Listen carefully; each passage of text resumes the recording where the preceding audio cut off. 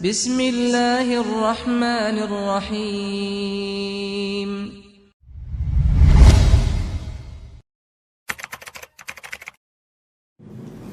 Assalamualaikum warahmatullahi wabarakatuh.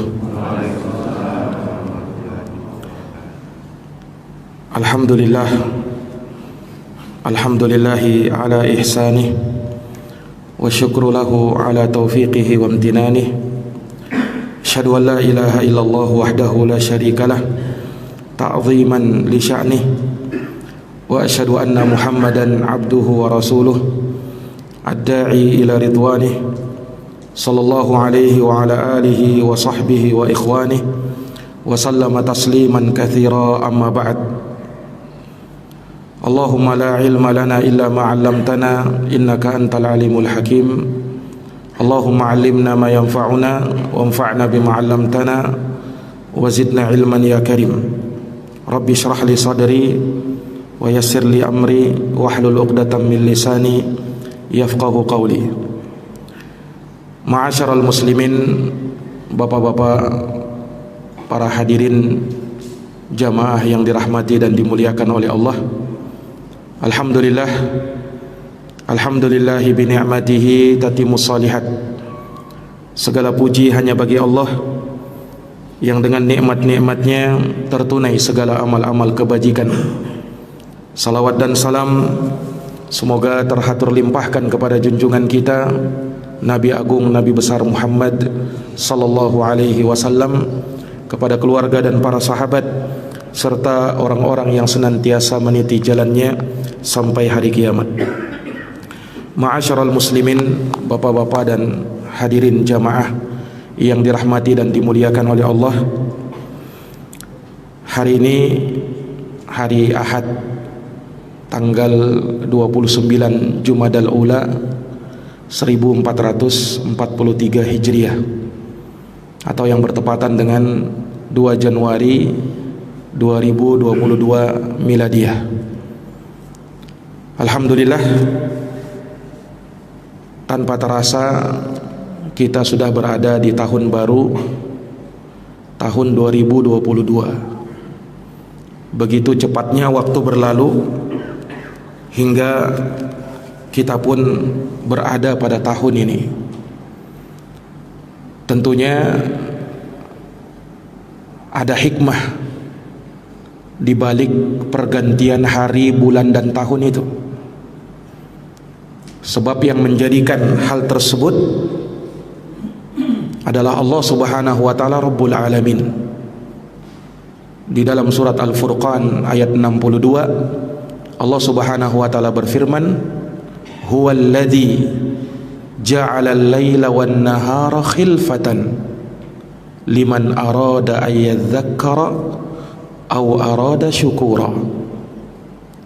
Dialah Allah yang telah menjadikan malam dan siang silih berganti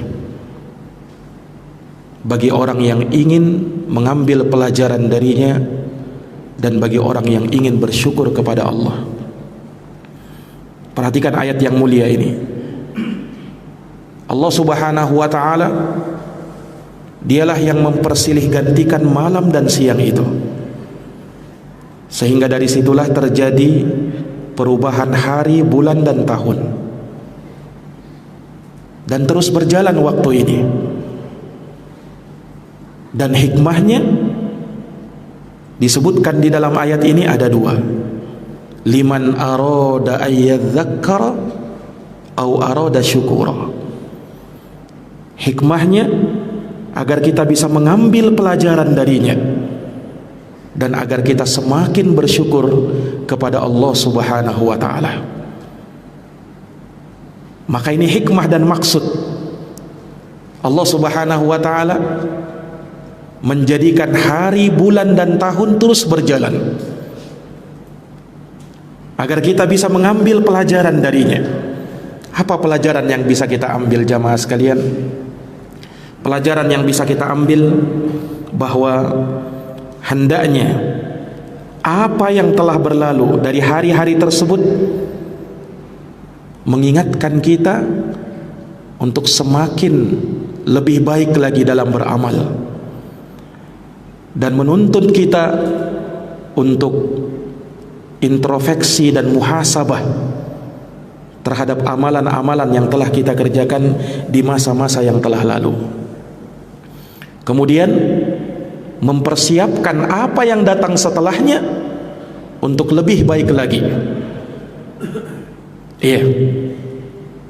Allah Subhanahu wa taala menyebutkan di dalam Al-Qur'an, ya ayyuhalladzina amanu taqullaha wal tanzur nafsun ma qaddamat lighadin wattaqullaha innallaha khabirun bima ta'malun. Wahai orang-orang yang beriman, bertakwalah kalian kepada Allah, dan hendaknya setiap jiwa mempersiapkan apa yang ia akan persiapkan untuk hari kiamat, untuk hari tatkala berjumpa dengan Allah. Dan bertakwalah kepada Allah, sesungguhnya Allah Maha tahu apa yang kalian kerjakan. Ini ayat menuntun kita untuk banyak-banyak muhasabah, untuk banyak-banyak menghitung sudah seberapa besar amalan yang sudah kita kerjakan. Akankah amalan-amalan itu bisa menyelamatkan kita nanti di hari kemudian? Akankah amal-amal kebaikan kita lebih berat daripada amal keburukan yang mungkin kita pernah lakukan? Iya. Dan lebih daripada itu, menuntun kita untuk lebih mempersiapkan diri lagi. Sebab orang yang cerdas adalah orang yang mempersiapkan dirinya tatkala berjumpa dengan Allah Subhanahu wa taala. Rasul pernah ditanya, "Ya Rasulullah, ayyun nasi aqyas?" Ya Rasulullah, siapa manusia yang paling cerdas itu? Maka Rasulullah menjawab, "Aktsaruhum lil mauti dzikra wa ahsanuhum lima ba'dahu isti'dada." Orang yang paling cerdas adalah orang yang banyak mengingat mati, dan orang yang paling cerdas adalah orang yang bagus persiapannya tatkala berjumpa dengan Allah Subhanahu wa taala.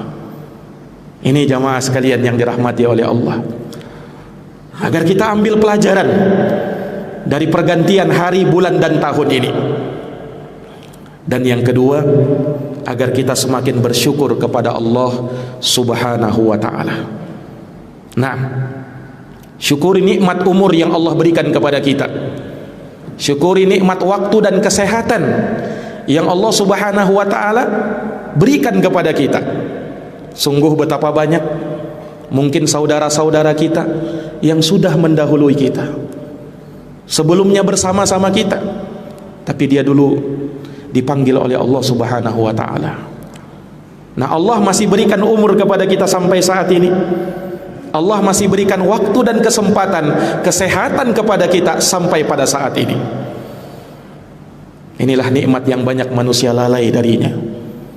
Maka benar apa yang disabdakan oleh Nabi, nikmatani maqbunun fihi makathirun minan nas, as-sihhatu wal faragh. Ada dua nikmat kata Nabi, di mana manusia seringkali lalai dari mensyukurinya, seringkali lupa darinya. Apa dua nikmat itu? Nikmat kesehatan dan nikmat waktu luang. Baru dia ingat nikmat itu tatkala datang kebalikannya. Kalau dia jatuh sakit, baru dia ingat betapa berharganya nikmat sehat itu. Ketika datang waktu sempitnya, baru dia sadar betapa berharganya waktu luang itu. Ini para jamaah sekalian yang dirahmati oleh Allah. Makanya umur yang Allah Subhanahu wa taala berikan kepada kita ini, manfaatkan dia dengan sebaik-baiknya untuk semakin mendekatkan diri kepada Allah. Prinsip orang yang beriman itu, hari esok harus lebih baik dari hari sebelumnya. Bulan yang akan datang harus lebih baik daripada bulan sebelumnya. Tahun yang akan datang harus lebih baik daripada tahun sebelumnya. Ini prinsip orang yang beriman. Karena semuanya akan dimintai pertanggungjawaban kelak di hadapan Allah Subhanahu wa taala. Rasulullah sallallahu alaihi wasallam bersabda dalam hadis Abdullah bin Mas'ud radhiyallahu taala an yang diriwayatkan oleh Imam At-Tirmidzi dalam jami'nya, la tazulu qadama ibni Adam yaumal qiyamah hatta yus'ala an khamsin. Tidak akan bergerak kedua kaki anak cucu Adam pada hari kiamat hingga dia ditanya tentang 5 hal. An umrihi fima afnah, tentang umurnya, di mana dia habiskan umurnya. Wa an syababihi fima ablah, tentang masa mudanya, di mana dia usangkan masa mudanya itu. Wa an malihi, tentang harta. Ada 2 pertanyaan. Min aina tasabah, dari mana kau dapatkan? Wa fima anfaqah, dan kemana kau belanjakan. Dan pertanyaan yang kelima, wa an ilmihi fima amila bih, tentang ilmu yang kita dapatkan, sudahkah kita mengamalkannya? Ini semuanya akan dimintai pertanggungjawaban oleh Allah Subhanahu wa taala. Maka jadilah manusia yang terbaik. Kata Nabi sallallahu alaihi wasallam, khairun nasi man tala umruhu wa hasuna amaluhu, wa syarrun nasi man tala umruhu wa sa'a amaluhu. Sebaik-baik manusia adalah yang panjang umurnya lagi baik amalannya, dan seburuk-buruk manusia adalah yang panjang umurnya tapi jelek amalannya. Maka jangan sampai kita menjadi manusia yang terburuk. Jadilah manusia yang terbaik tatkala Allah Subhanahu wa taala berikan umur yang panjang kepada kita. Para jamaah yang dirahmati dan dimuliakan oleh Allah Subhanahu wa taala, nikmat yang Allah Subhanahu wa taala berikan kepada kita sangatlah banyak. Nikmat yang Allah Subhanahu wa taala curahkan kepada kita tak terhingga. Dan sebesar-besar nikmat itu adalah nikmatul Islam. Nikmat tatkala Allah Subhanahu wa taala melapangkan dada kita untuk menerima agama yang mulia ini, dinul Islam, agama Islam sebagai agama yang diridhoi oleh Allah Subhanahu wa taala. Ini nikmat yang paling besar yang tak bisa dikalahkan oleh nikmat dunia beserta isinya. Nikmat Islam yang bisa mengantarkan kita kepada kebahagiaan yang hakiki, kepada kebahagiaan yang kekal abadi nanti tatkala kita berjumpa dengan Allah Subhanahu wa taala. Makanya Allah berfirman di dalam Al-Qur'an, faman yuridillahu an yahdiyahu yashrah sadrahu lil Islam wa man yurid an yudhillahu yaj'al sadrahu dayyiqa haraja ka'annama yas'adu fis sama. Kata Allah Subhanahu wa taala, barang siapa yang Allah inginkan hidayah kepada dirinya, maka Allah akan lapangkan dadanya untuk menerima syariatul Islam. Siapa yang Allah inginkan hidayah kepada dia, maka Allah akan buat lapang dadanya tatkala berada di atas agama yang mulia ini, agama Islam. Tapi sebaliknya, wa may yurid ayyudillahu, siapa yang Allah inginkan kesesatan kepada dirinya, yaj'al sadrahu dayyiqa, maka Allah akan jadikan dadanya sempit, sesak dia untuk bisa menerima syariat Islam ini. Ka'annama yas'adu fis sama, Allah perumpamakan seakan-akan dia mendaki ke atas langit. Sesak hatinya, tidak tenang hatinya tatkala harus mengamalkan syariatul Islam. Maka berbahagialah kita tatkala Allah Subhanahu wa taala menjadikan hati kita lapang dengan Islam ini, agama yang diridhoi oleh Allah Subhanahu wa taala, dan Allah tidak menerima selain daripada keislaman. Innad dina indallahil Islam, agama yang diridhoi di sisi Allah hanyalah Islam. Allah tidak menerima selain daripada keislaman. Wa may yabtaghi ghairal islam dina, wa may yabtaghi ghairal islam dina falan yuqbala minhu wa huwa fil akhirati minal khasirin. Barang siapa yang mencari din, agama di luar daripada Islam, maka sekali-kali tidak diterima darinya, dan dia di akhirat termasuk dari orang-orang yang merugi. Ini para jamaah sekalian, setelah terutusnya Rasulullah sallallahu alaihi wasallam, maka seluruh umat ini diwajibkan untuk masuk ke dalam agama yang mulia ini dan beriman kepada Nabi kita Muhammad sallallahu alaihi wasallam. Dengan tegas Rasulullah mengatakan, walladzi nafsu Muhammadin biyadih la yasma'u bi ahadun min hadhil ummah yahudiyyun wala nasrani thumma yamutu wa lam yu'min billadzi ursiltu bih illa kana min ashabin nar.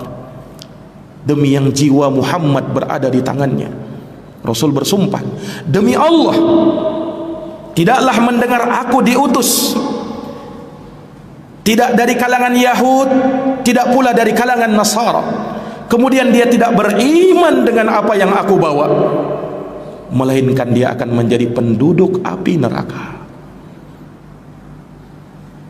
Di dalam Islam tidak dikenal yang namanya pluralisme. Di dalam Islam tidak ada yang namanya jaringan Islam liberal, tidak ada yang mengatakan semua agama sama. Bagaimana mau dikatakan sama sementara Allah bedakan? Innal ladina kafaru min ahlil kitab wal musyrikina fi nari jahannam khalidina fiha ulaika hum syarrul bariyah. Sesungguhnya orang-orang kafir dari kalangan ahlul kitab dan orang-orang musyrikin, mereka berada di dalam neraka jahannam, kekal di dalamnya. Mereka itulah sejelek-jelek makhluk, kata Allah subhanahu wa ta'ala. Bagaimana mau bisa disamakan? Para jamaah yang dirahmati dan dimuliakan oleh Allah subhanahu wa ta'ala, kita di dalam Islam ini diperintahkan untuk kokoh di atasnya, istiqomah di dalamnya, dan senantiasa kita mengucapkan raditu billahi rabba wa bil islami dina wa bi Muhammadin sallallahu alaihi wasallam nabiyya. Aku ridha Allah sebagai Tuhanku, Allah sebagai sesembahanku, Islam sebagai agamaku, dan Nabi Muhammad sebagai nabiku. Kita ucapkan ini, senantiasa kita lantunkan.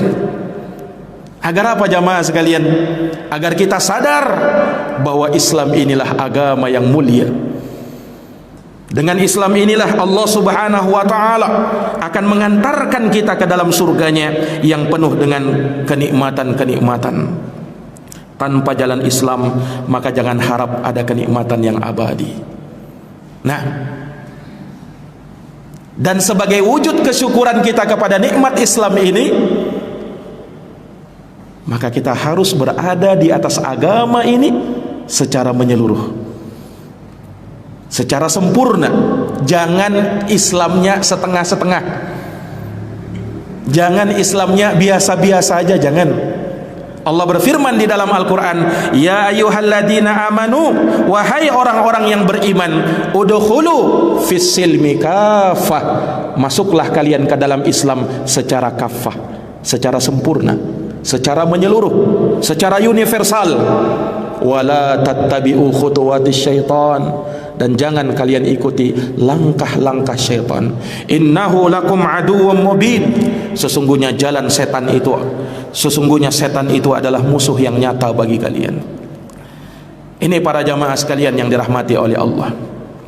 Dan sebagai wujud syukur kita kepada nikmat Islam ini, pelajari agama ini, kenali Islam kita ini dengan baik. Kenali Islam kita ini dengan baik, pelajari dia sebelum kita mengamalkannya dengan baik. Ini para jamaah yang dirahmati dan dimuliakan oleh Allah. Makanya Islam harus kita tahu, harus kita kenali. Di antara usul yang harus kita pelajari, yang wajib kita ketahui tentang Islam itu sendiri. Sebab itulah yang nanti ditanya kita di dalam kubur, Pak. Pertanyaan kubur ada 3. Man rabbuk, siapa Tuhanmu? Wa ma dinuk, apa agamamu? Wa man nabiyuk, siapa nabimu? Nah, ini kan pertanyaan-pertanyaan malaikat ini kalau kita lihat sangat mudah. Jangankan kita, anak TK mungkin sudah bisa jawab. Tetapi tatkala di alam kubur ada orang yang tak bisa menjawab, yang hanya mengatakan ha la adari, saya tidak tahu itu.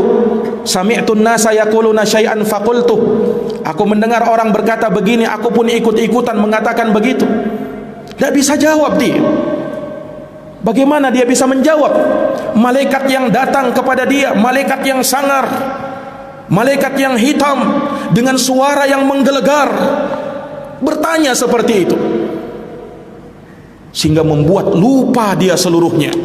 Kalau bukan karena iman yang mengokohkan kita di alam kubur itu, maka kita tidak akan bisa menjawab pertanyaan malaikat ini. Karena pertanyaannya, jawabannya tidak bisa kita jawab hanya dengan kefasihan lisan kita sekarang. Walaupun lisan kita fasih dalam berbicara, tetapi kalau tidak beriman, tidak ada iman dan ketakwaan, maka jawaban kita saya tidak tahu itu. Ini para jamaah yang dirahmati oleh Allah. Maka kenali Islam ini. Islam sebagai agama kita bermakna ketundukan, bermakna kepasrahan, bermakna kepatuhan. Itu Islam. Orang Islam artinya orang yang tunduk, orang yang patuh, orang yang berserah, istislam dia. Itu orang Islam. Mulai dari semenjak dia tidur sampai tidur lagi, maka dia berserah diri kepada Allah. Dia serahkan urusannya kepada Allah. Segala sesuatunya tergantung kepada Allah Subhanahu wa ta'ala. Itulah orang Islam secara makna bahasa. Namun secara makna istilah syar'i, maka ulama mendefinisikan Islam itu dengan definisi. Kata mereka, al-Islam huwal istislamu lillahi bitauhid wal inqiyadu lahu bitta'ah wal bara'atu minasyirki wa ahli. Islam adalah al-istislamu, berserah diri, lillahi, kepada Allah, bitauhid, dengan cara mentauhidkan Allah. Maka di dalam Islam harus ada tauhid. Tauhid artinya mengesahkan Allah, menunggalkan Allah sebagai satu-satunya Tuhan, sebagai satu-satunya sesembahan yang memiliki nama dan sifat yang tidak serupa dengan makhluknya. Itulah tauhid. Al-istislamu lillahi bitauhid wal inqiyadu lahu bitta'ah. Tidak cukup sampai di situ, harus ada ketundukan, harus ada kepatuhan kepada Allah Subhanahu wa ta'ala dengan cara mentaati segala perintah dan larangannya. Kemudian wal bara'atu minasyirki wa ahli, berlepas diri dari kesyirikan dan semua pelaku kesyirikan, berlepas diri dari kekufuran dan semua pelaku kekufuran. Inilah Islam menurut istilah syar'i. Dan Islam dengan makna ini adalah agama seluruh para nabi dan para rasul. Makanya jangan heran kalau kita dapati di dalam Al-Quran, ternyata agama para nabi dan para rasul juga agama Islam. Nabi Ibrahim alaihi salam, Allah sebutkan di dalam Al-Quran, ma kana Ibrahimu yahudiyan wala nasraniya walakin kana hanifa muslima wa ma kana minal musyrikin. Lihat, Nabi Ibrahim itu bukanlah seorang Yahudi dan bukan pula seorang Nasrani, akan tetapi dia adalah seorang yang hanif, muslim. Allah sebutkan Nabi Ibrahim muslim dia, dan dia tidak termasuk orang-orang yang berbuat kesyirikan. Nabi Musa alaihi salam dengan tegas beliau mengatakan, wa ana awwalul muslimin, saya adalah orang yang pertama berislam kepada Allah. Ucapan Nabi Musa. Nabi Yusuf alaihi salam, dia berdoa kepada Allah, tawaffani muslima wa alhiqni bis salihin. Ya Allah, wafatkan saya berada di atas Islam, kata Nabi Yusuf, dan gabungkanlah saya ke dalam barisannya orang-orang soleh. Islam apa ini? Padahal kan Islam itu baru ada setelah terutusnya Nabi. Islam dalam pengertian umum. Makanya seluruh agama Nabi dan para Rasul adalah Islam, karena hanya mengesahkan Allah, hanya mentauhidkan Allah. Seluruh Nabi dan Rasul menyerukan ani'budullah, sembah Allah saja, wajtanibut taghut, dan jauhi semua yang disembah selain Allah, itulah taghut. Ini jamaah sekalian yang dirahmati dan dimuliakan oleh Allah Subhanahu wa taala. Ini Islam dengan makna umum. Adapun Islam dengan maknanya yang khas, makna yang khusus, maka itulah syariat yang dibawa oleh Nabi SAW semenjak terutusnya Nabi. Nah, inilah Islam yang kita berada di dalamnya. Islam sesuai dengan agama yang dibawa oleh Nabi Muhammad sallallahu alaihi wasallam. Ini Islam. Kemudian juga ulama menegaskan, ulama menerangkan, Islam itu punya makna kalau disebutkan sendirian dan punya makna kalau digandengkan dengan iman. Islam kalau disebutkan sendirian baik dalam nas Quran ataukah nas hadis, maka yang dimaksud dengan Islam kata para ulama adalah semua yang diajarkan di dalam agama ini, baik usulnya maupun furuknya, baik prinsip dan pokok di dalam agama ataukah cabang-cabangnya. Seluruh syariat Islam mencakup perkara akidah, perkara ibadah, perkara muamalah, adab dan akhlak, dan semua yang ada di dalam syariatul Islam ini. Islam yang kafah, Islam yang menyeluruh, yang mengatur segala sendi kehidupan manusia. Islam jangan hanya dipahami hanya hubungan antara kita dengan Allah saja.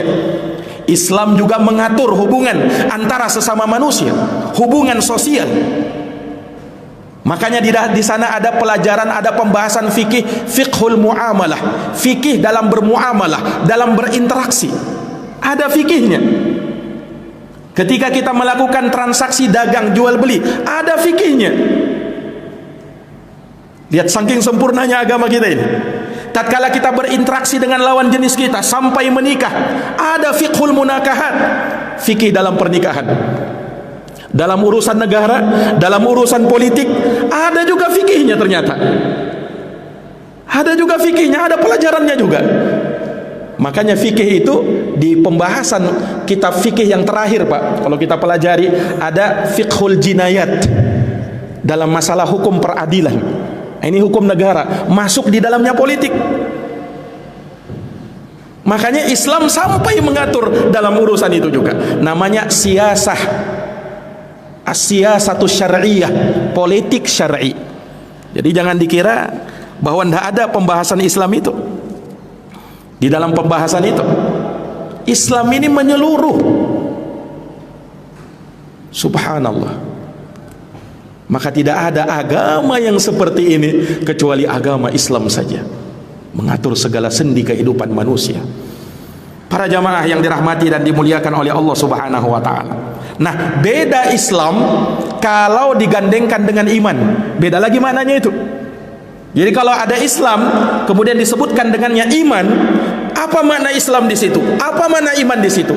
Iman punya tafsir tersendiri, Islam punya tafsir tersendiri. Makanya kalau kita baca hadisnya Jibril, hadis kalau dalam kitab Arba'in Nawawiyah nomor yang kedua, hadis yang cukup panjang itu, malaikat Jibril datang kepada Nabi kan dalam wujud manusia, kemudian bertanya tentang apa? Islam, iman, ihsan. Ketika ditanya tentang Islam, ya Muhammad, akhbirni anil Islam. Apa itu Islam wahai Muhammad? Apa kata Nabi? Nabi tafsirkan dengan rukun Islam yang lima. Antashhada an la ilaha illallah wa anna Muhammadar Rasulullah wa iqamis salah wa ita'iz zakah wal hajj wa shaumi Ramadan. 2 kalimat syahadat, solat, zakat, puasa, dan haji. Ini amalan apa ini? Amalan zohir kan, yang nampak. Iya, yang nampak itu Islam. Sementara iman ditafsirkan oleh Nabi apa? Dengan rukun iman yang 6. Antu'mina billahi wa malaikatihi wa kutubihi wa rusulihi wal yaumil akhir wa tu'mina bil qadari khairihi wa syarrihi. Kau beriman kepada Allah, para malaikat, kitab-kitab, para rasul, hari kiamat, beriman kepada takdir yang baik dan yang buruk. Terkait dengan masalah batin.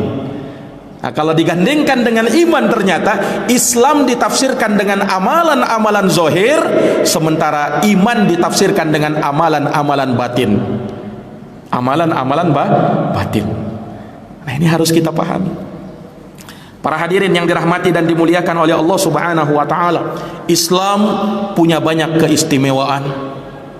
Islam punya banyak keutamaan dibandingkan dengan agama-agama yang lainnya. Maka kita berusaha untuk mengenal keutamaan agama kita ini. Para jamaah yang dirahmati dan dimuliakan oleh Allah, keistimewaan Islam ini Allah Subhanahu wa taala telah sempurnakan dia menjadi syariat yang utuh, syariat yang sempurna yang diamalkan oleh umat Islam. Dan ini ditandai dengan turunnya ayat Al-Quran dalam surat Al-Ma'idah ayat yang ketiga. Allah berfirman, Al-yawma akmaltu lakum dinakum wa atmamtu alaikum ni'mati wa raditu lakumul islam madina.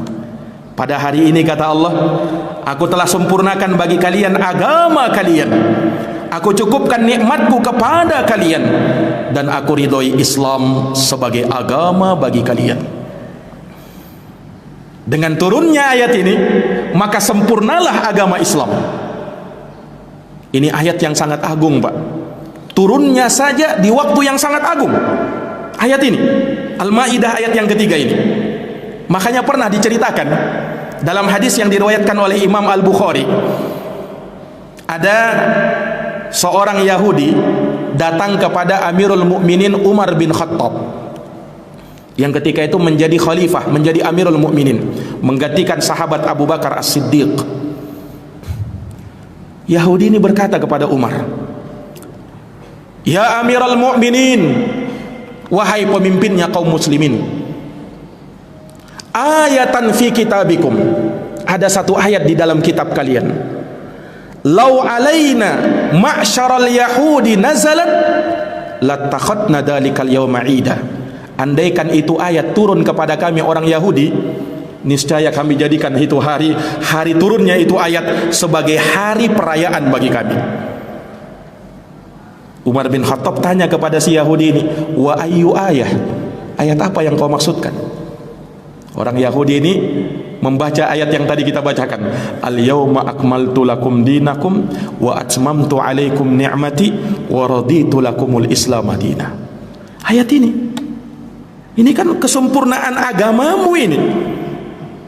Kata Umar bin Khattab radhiyallahu anhu mendengarkan itu, wallahi, demi Allah, inni a'lamul yawma alladhi nazalat ala Rasulillah sallallahu was-sa'ah allati nazalat fiha ala Rasulillah sallallahu.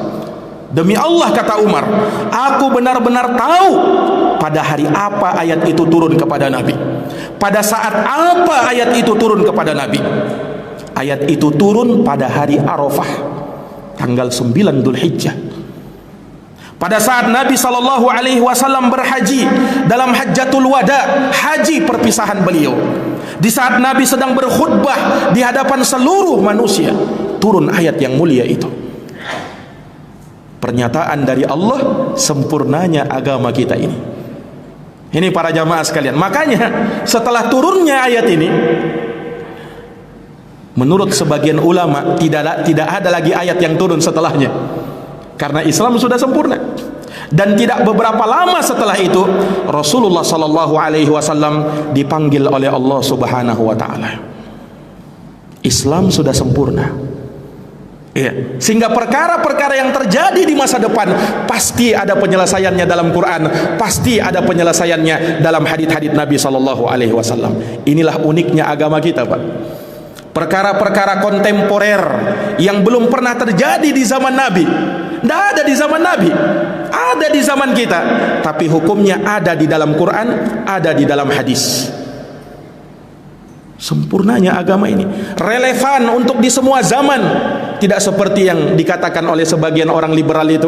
Katanya apa? Nah ini kan syariat Islam ini sudah 14 abad yang lalu, sudah kuno ini, harus direvisi ulang lagi lah. Harus kita perbaharui lagi, sesuaikan dengan zaman sekarang. Dia pikir Islam itu tidak relevan. Ini hakikatnya mencela Allah Subhanahu wa taala. Bukankah Allah Maha tahu bahwa zaman akan berkembang seperti sekarang ini? Allah Maha tahu. Makanya Islam dijadikan sempurna dan bisa cocok di semua tempat, bisa cocok di semua waktu. Ada penyelesaiannya di dalam agama kita. Ini para jamaah sekalian yang dirahmati oleh Allah. Nah ini keistimewaan agama kita. Allah jadikan Islam sebagai agama yang sempurna. Kemudian dari keistimewaan agama ini, Islam dijadikan oleh Allah sebagai agama yang mudah. Syariatnya, pelaksanaannya mudah. Sesuai dengan sabda Nabi SAW, Inna dina yusrun, agama ini mudah. Wala yushadad dina ahadun illa ghalabah, dan tidaklah seseorang berusaha atau memberat-beratkan dirinya dalam beragama kecuali pasti dia akan terkalahkan. Islam agama yang mudah. Makanya lihat, orang kalau mau masuk agama Islam sangat mudah kan? Iya, sangat mudah. Dia mandi, kemudian dia ucapkan 2 kalimat syahadat, selesai. Islam, kamu saudara kami. Tidak perlu harus melakukan ritual ini, ritual itu, tidak perlu. Mudah agama ini. Kamu ucapkan 2 kalimat syahadat, selesai. Kamu saudara kami, kamu muslim. Tidak ada ritual-ritual khusus untuk masuk ke dalam agama ini. Mudah syariatnya. Nah, kemudian dalam pelaksanaan ibadah dimudahkan oleh Allah. Salatnya, zakatnya, puasanya, hajinya dimudahkan oleh Allah. Makanya Allah Subhanahu wa taala berfirman, yuridullahu bikumul yusra wa la yuridu bikumul usra. Allah menginginkan kemudahan kepada kalian dan tidak menginginkan kesulitan kepada kalian. Makanya ada kaedah usul, kaedah kawaid fiqhiyah disebutkan oleh para ulama, al-masyaqqatu tajlibut taisir. Kalau ada kesulitan bisa mendatangkan kemudahan. Sulit kamu akan dipermudah. Solat itu sulit kita mengerjakannya, dipermudah pelaksanaannya. Tidak bisa berdiri, duduk. Tidak bisa duduk, berbaring. Lihat, puasa begitu juga. Kamu sakit, Allah tidak paksakan. Tidak masalah, nanti kamu ganti, kamu berbuka dulu. Haji Allah tidak wajibkan untuk semua orang, tapi diwajibkan bagi yang mampu. Walillahi 'alan nasi hajjul bait man istata'a ilaihi sabila. Yang mampu saja. Subhanallah. Makanya betapa banyak keringanan-keringanan di dalam syariat ini. Islam agama yang mudah. Dan ini dari keistimewaan agama kita.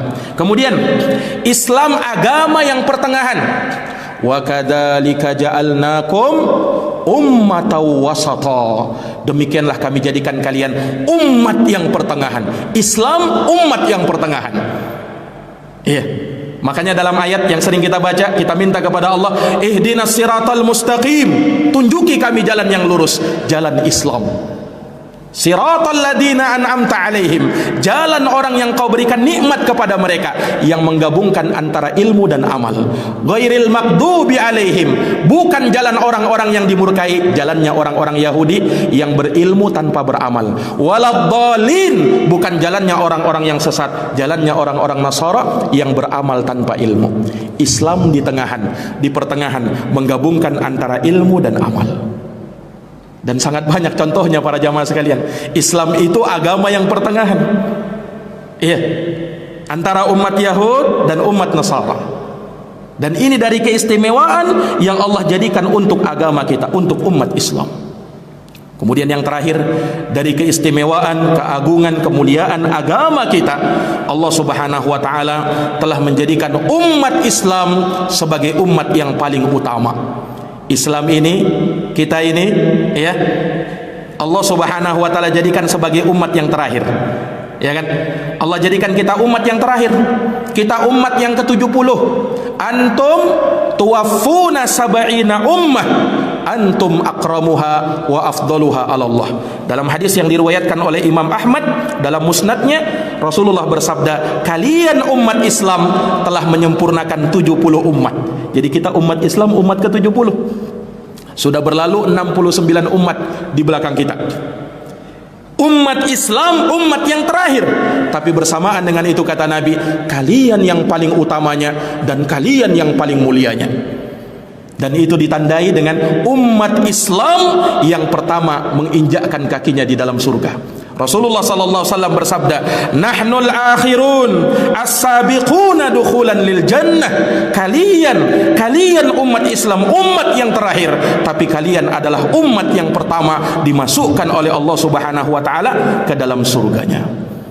Ini para jamaah yang dirahmati dan dimuliakan oleh Allah. Nah, dan di dalam agama ini Allah Subhanahu wa taala jadikan keistimewaan yang luar biasa. Dalam amalannya Allah lipat gandakan. Ya kan? Makanya Islam itu diperumpamakan oleh Nabi dibandingkan Yahudi dan Nasara seperti Allah mempekerjakan pekerja. Allah berfirman, siapa yang mau bekerja dari semenjak pagi sampai menjelang zuhur, baginya dapat gaji 1 qirot. Siapa yang mau kerja? Yahudi ngambil. Oh saya ambil. Nah, dia kerja dikasih gajinya 1 qirot. 1 qirot itu seperti 1 gunung emas. Kemudian Allah berfirman lagi, siapa yang mau bekerja dari semenjak zuhur sampai menjelang asar, baginya 1 qirot. Diambil oleh orang-orang Nasara. Dia bekerja kemudian diberikan gajinya 1 qirot, 1 gunung emas. Lalu Allah berfirman, siapa yang mau bekerja dari semenjak asar sampai menjelang maghrib, baginya 2 qirot, 2 gunung emas. Diambillah pekerjaan itu oleh umat Islam. Lihat Nabi bandingkan ya, antara umat yang lain dengan umat Islam. Waktu bekerjanya saja paling enak, ya kan? Waktu dari asar sampai maghrib itu kan waktu yang teduh-teduhnya itu, dibandingkan dari waktu siang, zuhur, asar. Ya, waktu teduhnya itu, dan lebih singkat, tapi gajinya 2 qirot. Itulah perumpamaan umat Islam dibandingkan dengan umat-umat yang lainnya. Para jamaah yang dirahmati dan dimuliakan oleh Allah. Makanya kalau kita lihat dari amalan-amalan Islam ini ringan dia, tapi pahalanya berlimpah. Nabi SAW bersabda, kalimatani khafifatani alal lisani saqilatani fil mizani habibatani indar rahmani subhanallah wa bihamdi subhanallahil azim. 2 kalimat kata Nabi, ringan di lisan, berat di timbangan, dicintai oleh Allah Ar-Rahman. Apa 2 kalimat itu? Subhanallah wa bihamdi subhanallahil azim. Ringan tapi pahalanya berlimpah. Inilah ciri agama kita. Tinggal kitanya lagi, Pak. Nah, mau ndak kebaikan itu? Mau ndak pahala yang berlimpah itu atau tidak? Di dalam Islam ini terlalu banyak keutamaan. Makanya semua umat Islam pasti masuk surga. Kullu ummati yadkhulunal jannah, kata Nabi. Semua umatku pasti masuk surga, illa man aba. Tapi ada yang tidak mau masuk surga. Ini masalahnya. Man ata'ani dakhalal jannah, siapa yang taat kepadaku dia masuk surga. Wa man asani faqad aba, siapa yang bermaksiat kepadaku maka dia masuk neraka. Para jamaah yang dirahmati dan dimuliakan oleh Allah, mungkin demikian yang bisa kami paparkan pada pengajian di subuh hari ini. Saya mohon maaf kalau kelebihan waktunya. Jazakumullah khairan atas kesempatan yang diberikan. Jazakumullah khairan atas perhatiannya. Mohon maaf atas segala kekurangannya. Wassalamualaikum warahmatullahi wabarakatuh.